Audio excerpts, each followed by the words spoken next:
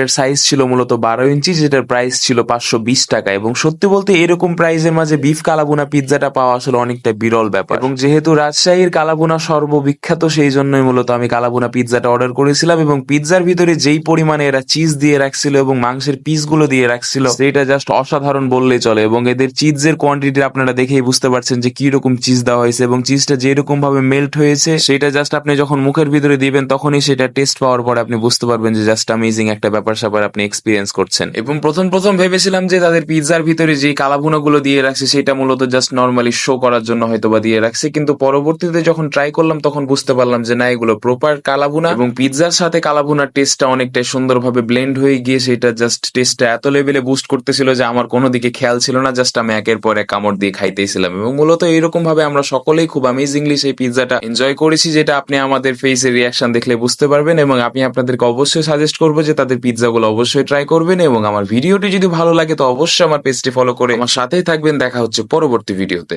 আল্লাহ হাফেজ।